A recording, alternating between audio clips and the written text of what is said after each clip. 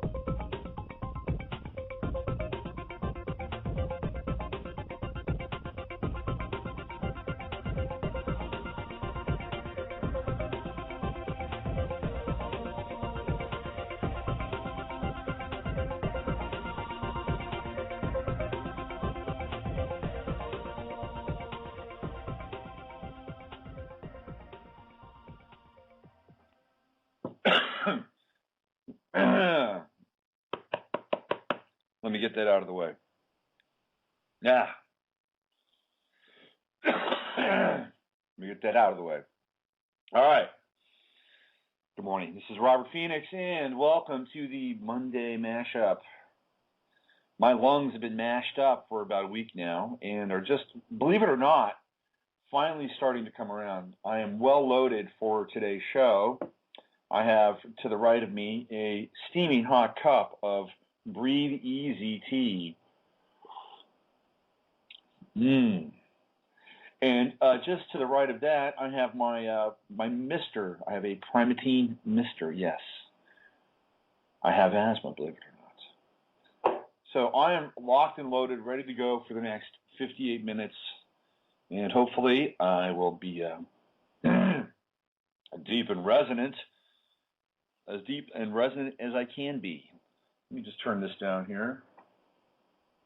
Just turn it off. It's my air filter behind me. Okay, happy Monday, everyone. It's the 30th of January. It is. Let's see, we have one more day, 2 more days. We have 2 more days of January, right? Yeah. So the second to last day of January, and it has been a pretty intense start to the new year, wouldn't you say? We have the Costa Concordia. By the way, Mickey Arison still has not shown up in Italy. Mickey Arison being the owner of Carnival Cruise Lines, and unapologetically not showing up either. You know, it's the people in Italy, in Giglio, which is apparently Giglio, the island. The Costa Concordia is grounded just off of, means goat in Italian. Goat. So that came from Ellis Taylor, by the way. Ellis is back in action. I'm glad, like I said, I'm glad to see him back in action. He's done some great stuff on the Costa Concordia. Go to his website, ellistaylor.com, to check out some of his magic with numbers. There is, in my estimation, no better numerologist on the planet, or anybody that can really get down into the fractal and subatomic relationship between events and numbers, quite like Ellis does. Quite amazing, actually. So we've had the Costa Concordia. That's happened. That's kind of a big deal, and we've got this little drama going on off the coast of Iran. Europe has decided to, of course, embargo Iranian oil. Well, it's not going to really hurt the Iranians. The Iranians sell most of their oil to excuse me, China and Russia. Last time I checked, there were a lot more people in China and Russia than there are in Europe. I mean, Europe's not buying a lot of oil in general. So when they say we're gonna embargo Iranian oil, sure, but Europe doesn't build anything. There's no expansion going on in Europe. They don't even drive very far in Europe. Cars are not that big of a deal. People take trains. And the cars that they do have, they get 35, 40 miles to the gallon. It's not that big a deal. You take Iran out of the mix in Europe, and you've got Iraq. You've got all these, Nigeria. You've got all these other. Think about Scotland. There's a lot of oil in the North Sea. So, it's great that it's not great, but they've decided to do this embargo, but in some ways it's very cosmetic. It's all about setting the stage for what they plan on doing. Now, they've just brought in an old ship. They've got the Enterprise there, and they have another ship there about the mothball. They're going to turn this ship into like the mothership in the Middle East. So that's all happening. And that's all within the first month of the year. Of course, Newt Gingrich has promised that we're going to have a base on the moon in 2 years. Within 2 terms, if he's elected. That's a great way to start the new year, isn't it? So we've got that going on, and we've got these strange sounds that are all over the place. All over the place. And if you want to hear all the various strange sounds compiled into one video, you can hear it on our YouTube page. Let me drop this link into the chat room here. We just loaded this up today. Where is it here? Here's the link. There we go. That is the link to the Strange Sounds compilation that was put together by Erica. Did a great job. Way to go. Best Strange Sounds compilation video on YouTube by far, okay? So I started off this morning when I first viewed it. There were 53 views. Within the last few minutes, there's 78 views. So it's 25 views just in a few minutes. So this thing is going to be big. I think we're going to have a lot of hits on it. And just to kind of set it up, what Erica did is she took everything from the earliest Strange Sound videos and just chronologically put them all together. Painstaking work. Put them all together with nice little bits of bridge text in between. And so what we did is at the end we put up what are these things? Where are they coming from? And we listed all the various possibilities. And at the end, it's like, well, what do you think they are? What do you think they are? So that's a rhetorical question. It's also a live question if you want to call in and chime in and tell me what you think they might be. I also put up a new post on the website with kind of a different thing, and I wanted to stretch the boundaries of astrology a little bit, and I wanted to incorporate it more into kind of a fictional piece, and it really is the perspective of a young man who is 19 years old, and it's just become Pluto and Aquarius, and he's looking back on pretty much everything that happened during Pluto and Capricorn with a lot of different, with some different sort of sub aspects like Saturn and Sagittarius, Uranus and Aries, Saturn and Scorpio, and using those as markers for sort of the narrative and driving the post along. So it's a little bit of a different post. What I tried to do is I tried to incorporate aspects of predictive astrology based on the aspects, but also in kind of a narrative format. So you can go robertphoenix.com, check it out, tell me what you think. Some people have asked me when part 2 is coming. I don't know. This was just, there may be a part 2. Part 2s, by the way, are always hard. No matter what it is, right? The sequel is always the toughest. It is always the toughest. The sequel. The second date, always the toughest. Anytime, the first date, not a problem generally. Everybody puts on their nice face. Everybody looks good. Everybody smells good, right? Put the best foot forward, hopefully. And then on the second date, it's like, well, you're trying to do the same thing. If you had a little bit of magic the first date, well, then you're really hoping that you can kind of recapture that and put it back in the bottle. If you make it past the second date, generally you've got a pretty good shot at actually having some kind of a connection. I had the worst second date of my life one time. To this day, it was the worst second date ever. This was in San Francisco back in the 80s, and I'm not sure if I told this story, but anyway, long story short, I met this woman one night at Cafe Trieste, and we had fun. I mean, it was really kind of a cool thing. She was very cute, and we had a lot of fun, and I decided I'd like to have more fun with her. Let's go on a second date. So we went on a second date, and it was a disaster. We had nothing to talk about. It was awkward.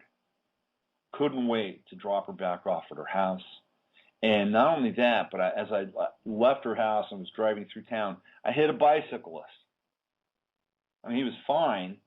I probably hit the nicest, most pliable bicyclist ever. But I hit a bicyclist. And it was like, holy shit. I gotta wake up. It was a bad second date. So anyway, I might do a second dispatch from the future. I think I might. We'll see. I had a funny thing happen to me on Saturday night. I was hanging out at my house. I think I was actually, what was I doing? I was just starting to work on this thing. And all of a sudden I get a knock on my door. And nobody really comes by my house on their own. And if it's like, I'm always a little wary when people just show up. So anyway, it's a friend of mine. He shows up, comes to my door. He's like, hey man. He lives near me. I've known this guy since 1987. He's like, hey man. I said, what are you doing? Oh, just came by to see my old pal. I'm like, okay. I was a little grumpy. He's like, hey, you should call first. You never know. All right, yeah. So he comes and he sits down and starts hanging out with me. I'm kind of watching him, and I'm kind of clocking him. He seems pretty okay. We start talking, and I guess about 10 minutes into our little talk, maybe a little bit less than that, he tells me that he's high on LSD. I'm like, oh really? So yeah, that all of a sudden became a lot more interesting, right?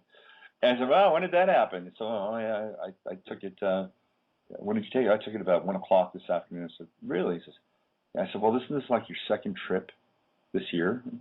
So yeah, I did the other one on New Year's Day. I said, wow, that's interesting. So what'd you do today? He says, oh, well, I went to the dog park. I said, you went to the dog park? And he said, yeah, I went to the dog park. I said, well, I guess that's kind of cool, huh? You get to hang out, watch people with their dogs and stuff. He said, yeah, it's pretty cool. Well, that's cool. I said, so, but I got to ask you, I mean, don't people, who have dogs kind of look at you weird since you don't have a dog? I mean, don't you think that maybe they're thinking that you're a dog stalker or something like that? Well, I don't know. I kind of just, talk to them and pet their dogs. And excuse me. So he told me all about his time at the dog park. But then he came back over here to see where I live, and he went around and he started taking pictures. He actually took some really spectacular pictures with his iPhone of the sunset. Really cool stuff. Very nice photos. So then he decided he wanted to go out and have soup and bring me along to have soup with him. So I went out and I had soup with him and burned him a CD of some really nice music and sent him off into the night. So that was a flashback moment, having my friend drop by, a little high on LSD, very, very funny moment. So what else is going on out there in the big wide world? You know, there was this thing that happened recently near me. In fact, there's this woman who plays on my trivia team who is a teacher, I believe, at the school that this took place at. It's in Hercules. I guess it was maybe about a week ago. And there was a kid he's 6 years old, and he was playing tag with a friend of his at school, and somehow his hand might have brushed up against the other kid's package while they were playing. And not only was the young 6-year-old boy suspended, he was charged with sexual assault. Now, theoretically, you can't even be charged with sexual assault here in California at that age. But the teacher did it. I'm not the teacher, the principal did it. I mean, it's one of the most insane things I've ever seen. Completely and utterly insane. Let me see if I can find it. Hold on. Let's see if I... no. Let's see. Anyway, it's just incredible. Incredible to think that a 6-year-old boy could be charged with that for playing tag. Absolutely just ridiculous. And yesterday morning, I was listening to a local radio show. You know, it's early Sunday morning, right? And so I think it was KGO. It's the same station that runs Coast to Coast. And by the way, Saturday night's Coast to Coast show was pretty incendiary. Let me tell you, I don't know who that guy. He's the old guy. He's the older guy on Coast to Coast who talks like this. It's not George. He's got the real deep voice. Anyway, he had this guy from Oath Keepers on, and they were talking about the NDAA.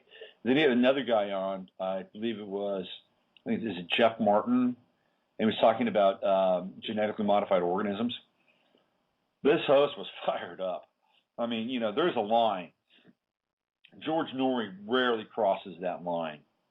You know, there's a line where you go from being a host to being like an activist. You know, and this guy became an activist, and you could tell his blood was boiling. And it was an interesting listen on that show. It was actually one of the best coast-to-coast shows I've heard in quite a while. They actually had some fire in the belly.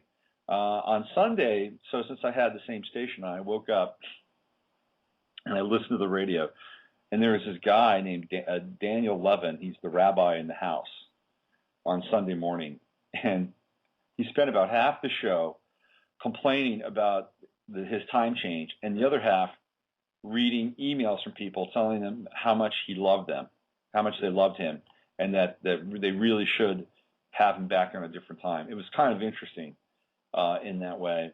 And then this guy came on and he called in, and he started talking about the whole Sandusky thing, and it was.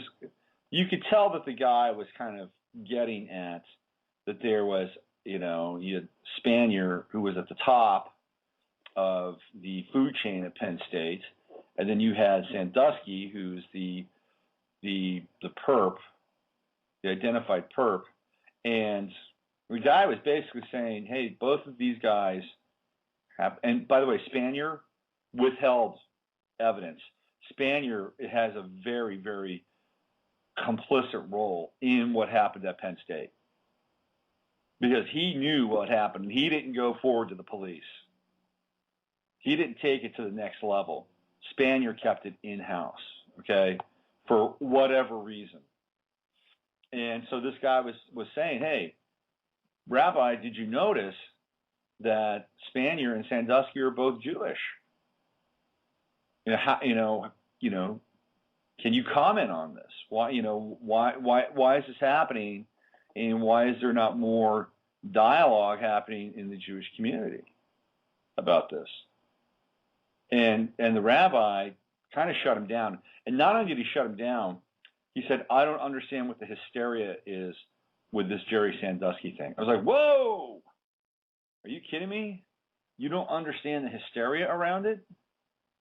It was a very weird thing to say. I have to say, it was like, and he's innocent until proven guilty. I don't understand this.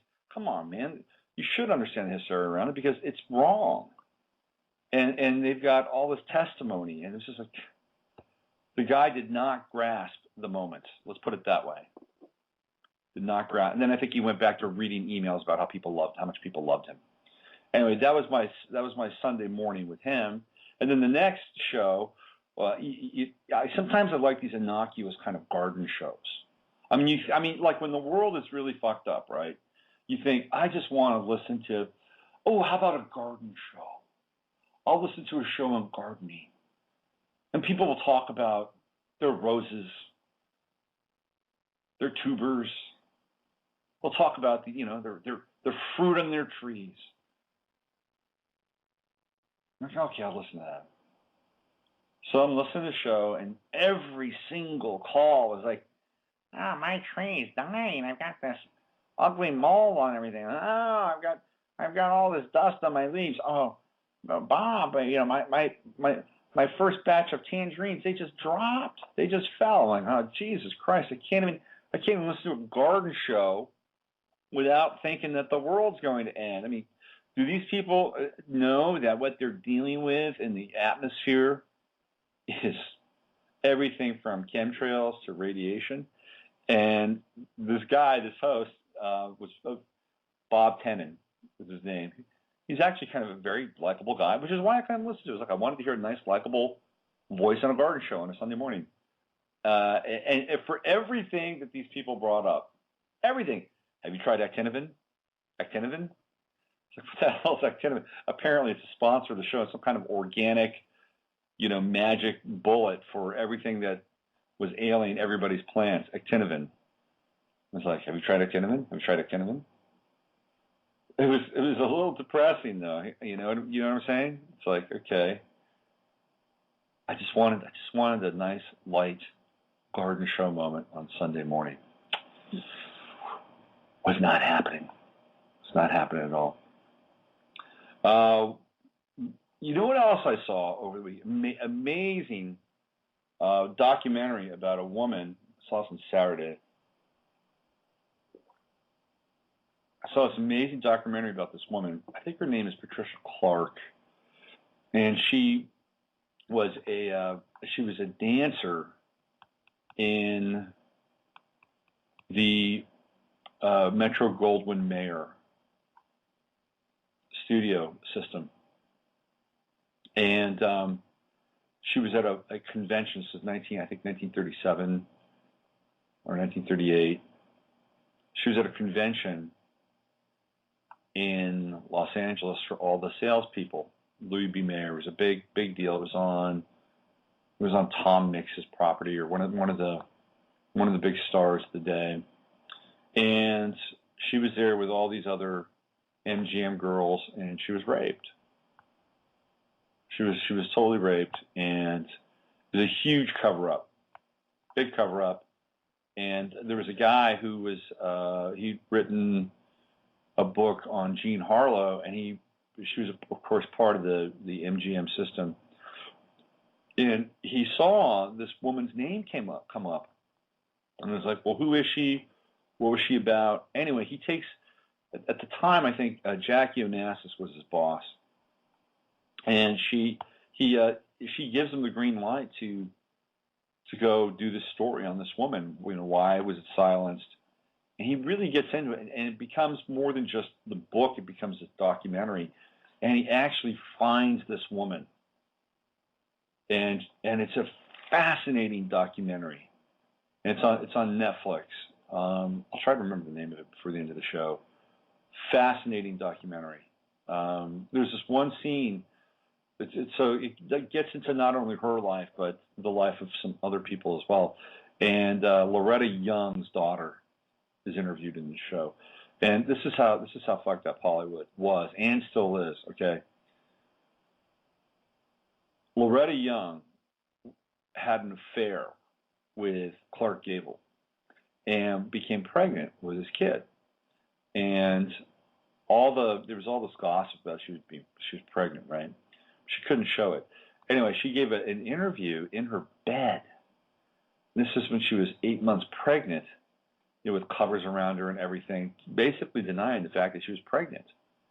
Right? It's like, okay, I'll trust the press enough to come into my bedroom. I'll even be in my bed. I'll talk to them. I'll deny that I'm pregnant, even though I'm 8 months pregnant beneath all these blankets. So then she has the baby in secret. And what does she do? She gives the baby up for adoption. So then what does she do? A couple days later, she goes back and adopts her own baby. I mean, it's like, and her daughter finally found out after quite a few years. And Loretta Young said, "Oh, please, please, please, don't tell anyone. Don't tell your daughter. Don't tell my granddaughter." And she's like, "Screw you. I'm not taking out. I've held this secret long enough." Anyway, it was pretty fascinating. And it's a red letter documentary on Netflix. And like I said, I can't recommend Netflix enough. It's like, yeah, it's got its own issues with excuse me. It's got its own issues at times with content, but every now and then, they really, I find something good to watch. Not even every now and then. I mean, I could sit here all day today and find things to watch if I wanted to. It's $7.99 a month, and I'm not a sponsor. I think it's a great deal. And people, I can't understand. People got all bitchy about Netflix and they raised their rates. Really bitchy. Oh, how could you charge so much? Have you checked cable TV lately? Have you checked satellite TV lately? It's still a bargain. Tell you, man, people don't know how good they have it. Just wait. If things go south in the Gulf, in the Straits of Hormuz. Just wait. Just see what happens to people then. I saw another documentary last night called DMT, the Spirit Molecule, which I recommend as well. And what it is it's a documentary about DMT, which is this substance that is kind of like the God molecule, really. I mean, DMT you can find DMT in mushrooms, and you can find it in ayahuasca. It's really kind of very close to just a straight amino acid with a few derivations, and it's incredibly powerful. So in this documentary, you've got some of the usual suspects. Daniel Pinchbeck is in it, doing some voiceover stuff. Who else is in it? Graham Hancock. I tell you, that guy Graham Hancock, that's a smart dude. I mean, he is a smart. He can riff on just about anything. Very impressed with Graham Hancock. So Graham Hancock is in it, and let's see who else. Ralph Metzner is in it. Ralph Abrams. I actually interviewed Ralph Abrams one time. Ralph Abrams, if you're not familiar with him, is the father of chaos theory. I hung out with him one afternoon in Santa Cruz. Delightful man. We went, we had coffee, tea, we did this interview, we talked about chaos theory, all kinds of crazy stuff. He was a good guy, super good guy. Who else is in it? Dennis McKenna. You can actually hear Terrence a little bit when Dennis speaks. Anyway, what happened was there was a guy who was doing these trials in New Mexico, and he was basically doing DMT experiments with people. And he was trying to get some sort of clinical understanding about DMT, in terms of how it affected the body and, all the autonomic systems and, all that stuff, breathing, heart rate, blood pressure. And then, of course, he got the narrative, which is really what he was after. The other stuff was just pure basic science. But he got funded for this, and he was actually able to do it and do it legally. And so most of the movie is interviews with the people who took part in the study and their ayahuasca experiences. DMT experiences. I think they were injecting the DMT, by the way. Can you believe that? That's got to be a rocket ride. Anyway, DMT, the spirit molecule, good film. If you want to learn more about DMT, check it out. Very, very, very interesting substance and subject matter. The one guy who was in there, he shows up in almost all these videos, is Douglas Rushkoff. It's like people have not gotten the memo that Douglas Rushkoff is really, I hate to say this, no longer cool. Okay, he's no longer cool. His cool card has been punched. And you can just tell he's got this kind of sour, smirky, I'm smarter than you kind of look. There's almost kind of an intellectual disdain at times, emanating from him. It's like, I wonder if he's even taken DMT. It was like, please do us all a favor and go find. There's plenty of people out there in the alternative research world that are worthy of being interviewed. Maybe Douglas Rushkoff needs to take a break for a while. I'm sorry, I found him annoying. What can I say? He was also annoying in Programming the Nation. In fact, more than annoying, he's dismissive, utterly dismissive. Shifting gears here, SOPA died, PIPA died. ACTA, nope, ACTA is alive and kicking. Alive and kicking. What is ACTA? ACTA is it's an international trade agreement. Okay, and ACTA was already signed by 27 different countries. It was signed in Tokyo, of all places. Which essentially it gives countries carte blanche in terms of net censorship. Now, here's how they're going to try to get around SOPA. Obama is going to see if he can sign on to ACTA. So ACTA is like, it's not like the NAFTA of the internet, but it's got the same kinds of, or the GATT, the same kinds of international ramifications. Now, it's going to get tricky because there's very clear language in the Constitution that says that this can't happen. Okay, that there is a surreptitious what's the word I'm looking for, abuse of power from the executive branch if this takes place, the way that they're kind of lining it up to take place, like him just unilaterally using an executive order to sign onto ACTA. You can't do that. You can't do that. Now, they may try to use NAFTA and GATT as precedent, but those came about in very different ways. I believe that those were voted on in the Congress and in the Senate. And in fact, I think Pal Newt Gingrich had a lot to do with NAFTA. So using an executive order to sign on to ACTA is, you can't do it. So here's what we're up against now. ACTA. It's like a hydra, don't you think? It's like you cut one head of it off, and then there's another head. You cut another head of it off, and how many heads does the damn hydra have? Lots of heads. I'm working on the latest newsletter, by the way. I started over the weekend and was working on it in sort of parallel with the latest post. So that's happening, and hopefully I'll get it out today. Cross your fingers. Cross your fingers. Yeah. All right. So here's what I'm going to do. I'm going to play a little music, and check into the chat room, and then come back out, rant some more, and then we'll wrap the show up. What do I want to hear? Oh, you know what I want to hear? I haven't played this in a long time. How about a little anime? This is Ari Oakland.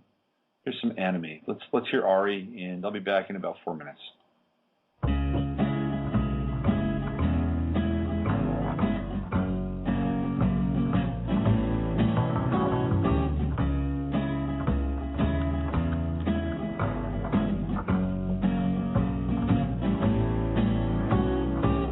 I walked in the room and all the voices hit my face, conversations raging, but I just can't relate. And then the man with the crooked grin tells me all the spin and what I'm missing in my life. And I said, am I alone here in a context so unclear? Cause I don't know what is what and why is why. And the truth is that the enemy is the real tragedy. And the truth is that the enemy is the real tragedy. Don't tell me ignorance is bliss, cause that's just selfishness, as we don't exist in a state of perpetual happiness. You worry about your clothes and your affairs, cash, but baby, don't you know in the end we'll all be dust and ash. Yeah, we'll all die and we'll all cry and we'll all live for a better day. And the truth is that the enemy is the real tragedy. And the truth is that the enemy is the real tragedy. Yeah, I raise my hands up to the sky. I stare and wonder and begin to sigh.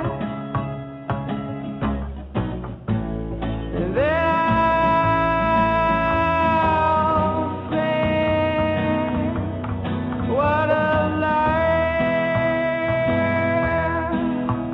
Oh, lan dan dim dam do, lan dan dim dam said, no sir. Lan dan dim dam do, lan dan dim dam said, no sir. I was disconnected from everything I knew as apathy grew into a jaded view of progress. And even under the light of the revealing sun, all the foresight in the world can't save you from isolation, alienation, constellations of hate and power strewn in the sky. And the truth is that the enemy is the real tragedy. And the truth is that the enemy is the real tragedy. I raise my hands up to the sky. To stare and wonder and begin to sigh. Then I'll say, what a life. Oh.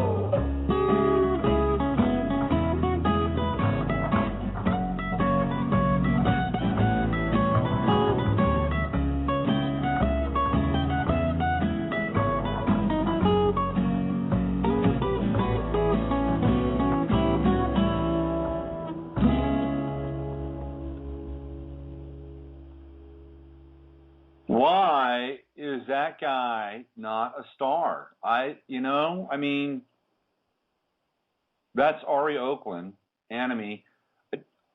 Here's a really case in point. I think it was about a year and a half ago, I took Ari to Boulder, Colorado to try to break him into radio. It's a convention called AAA. It was not this last summer, summer before last. So, geez, man, it's almost 2 years ago. So Ari, I went there on the recommendation of a friend who, at that time, was running a 50,000 watt radio station in New Mexico.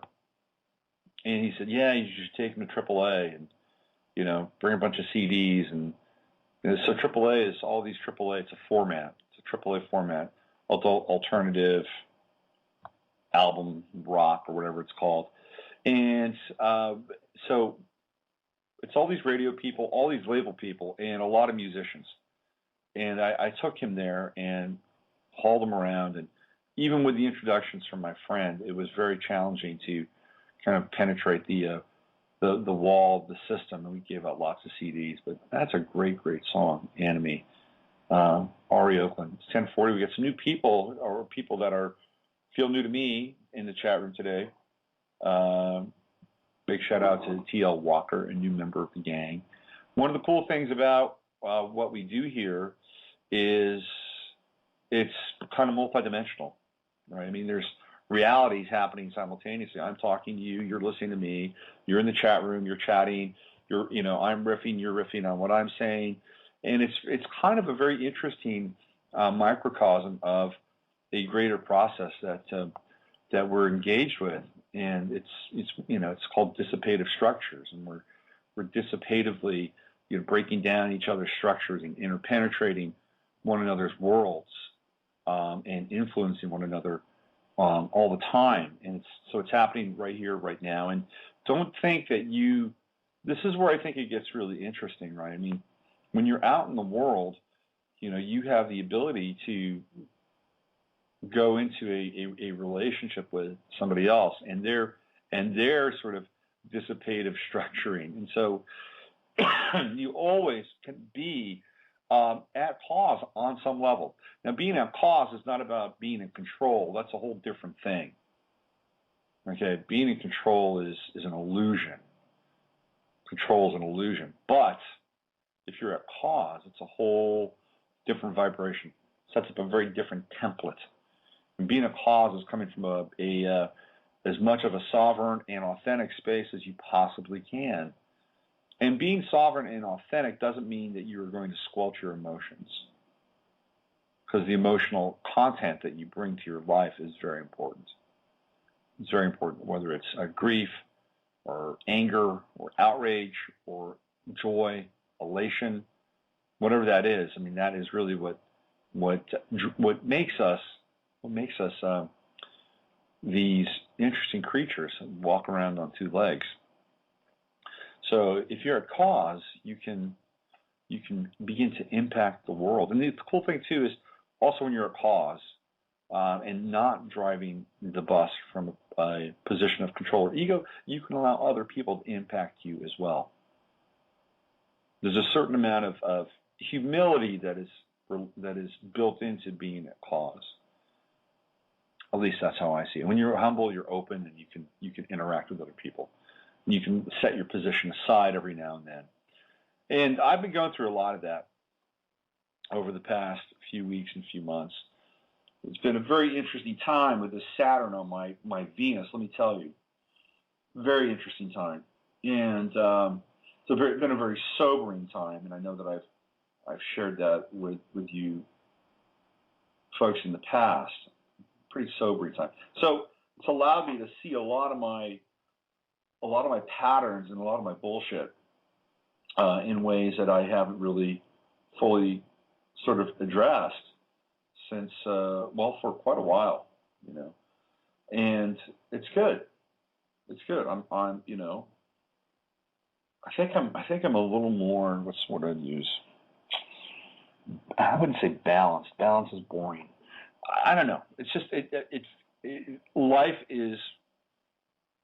It's a lot more lucid, and on some level, frightening, and on other levels, just absolutely perfect, right?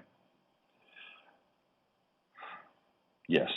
Case in point, I watched a video on YouTube, and it was pretty horrible. I gotta tell you, it was all about war in places like Libya and Iraq, and and some of the footage was just so startling that I actually had to stop. I had to stop the video at times to just collect myself.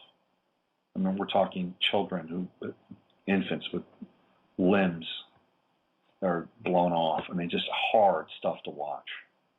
Really hard stuff. But in some ways, we need those things. We need to watch those things. I mean, we can't have a steady diet of it because I think we spend so much time pushing things away in our lives because they're too painful. And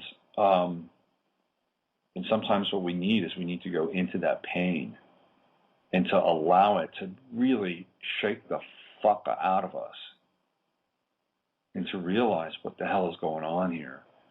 And again, it's not the whole story. I mean, there's other things happening on this planet, but it cannot be denied when you see these things that it's horrific. And here in the United States, our media is so sanitized. It is so sanitized. We have no clue. We have no clue what's going on in these places. We get the Entertainment Tonight version of the news when it comes to that part of the world. And I think the definition of madness, or one definition of madness, is it's not repeating the same thing over and over again and getting the same result.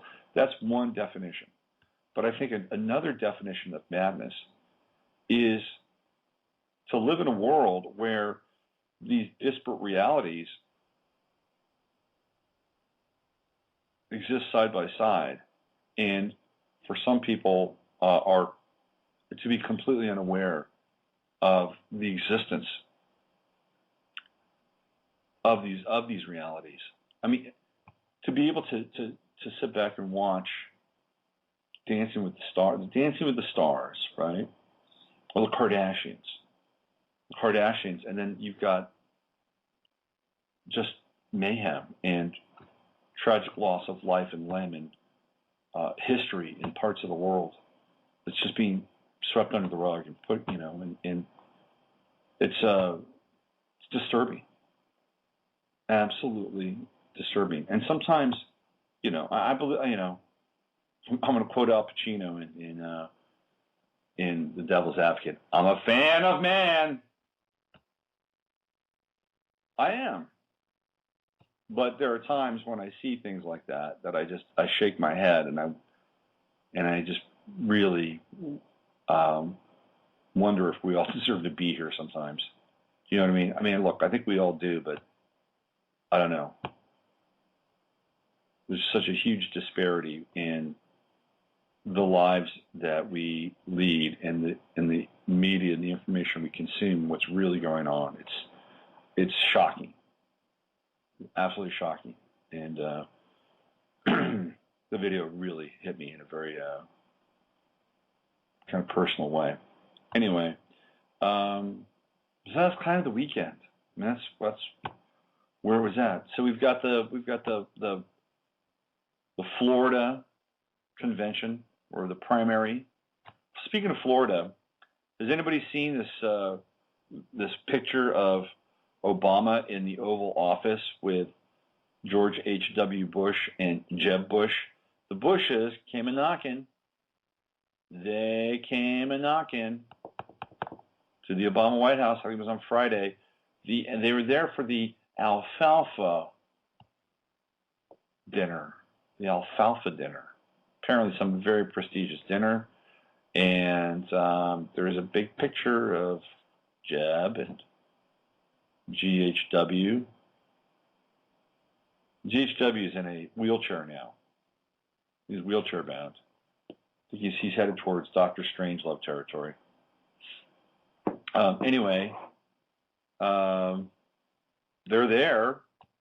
Jeb Bush, don't be surprised if Mr. Jeb Bush decides to drop in on the Republican presidential race.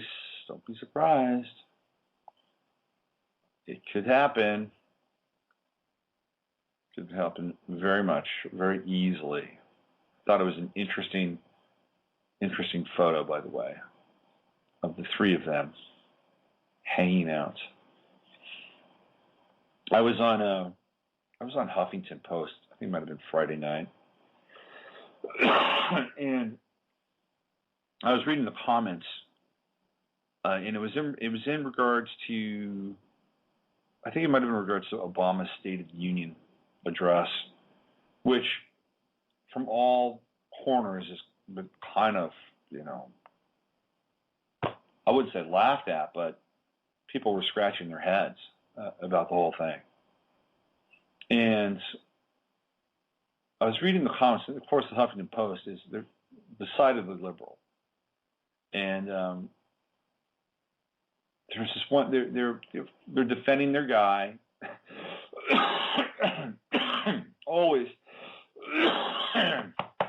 always quick to defend him, and always quick to point the finger back to Bush for 8 years. Bush really screwed up the country. I mean, he really did. And I'm not a liberal. I'm not a conservative either. But he totally screwed up the country. Not that he didn't just screw up the country in terms of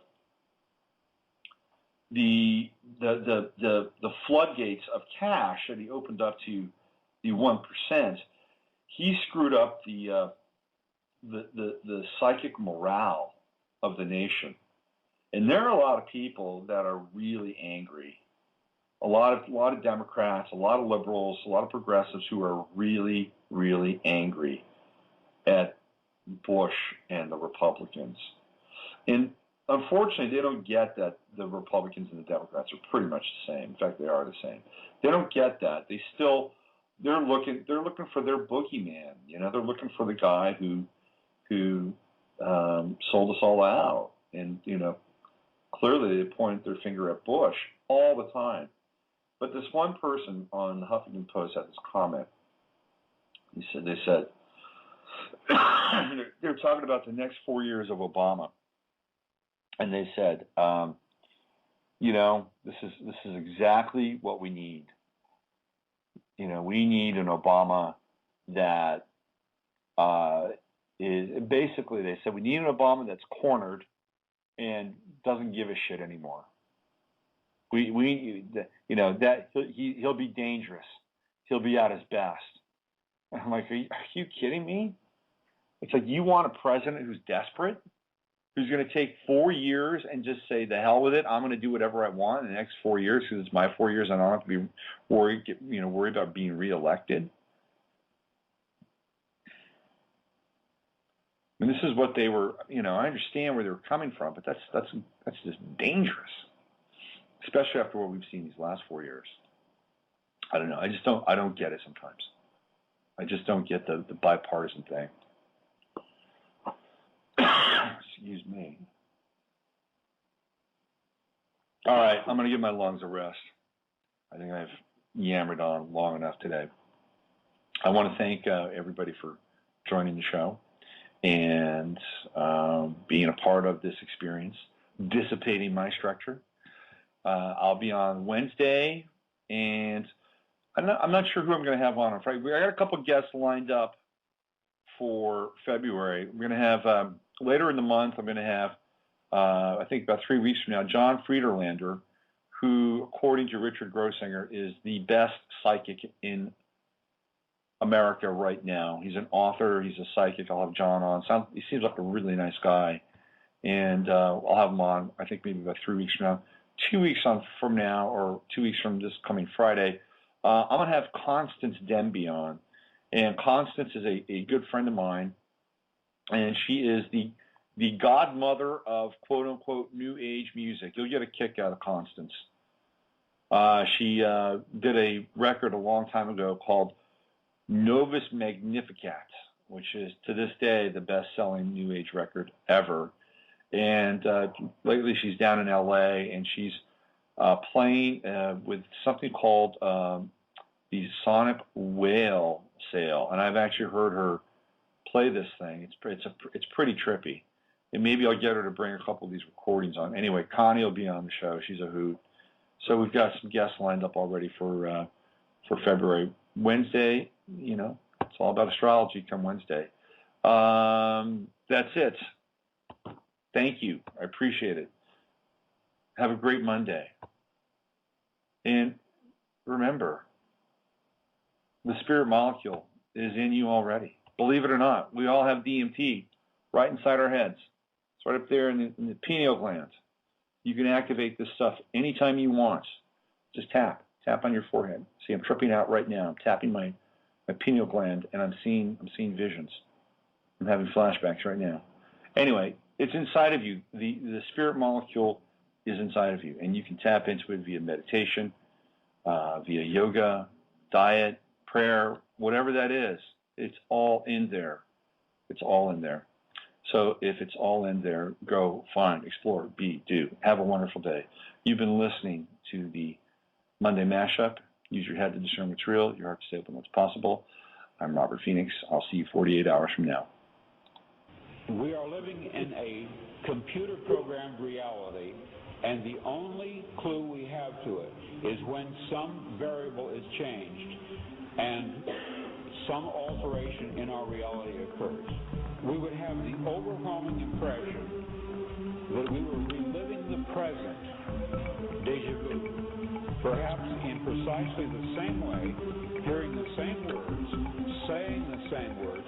I submit that these impressions are valid and significant, and I will even say this: such an impression is a clue that at some past time point a variable was changed, reprogrammed as it were, and that because of this an alternative world branched off.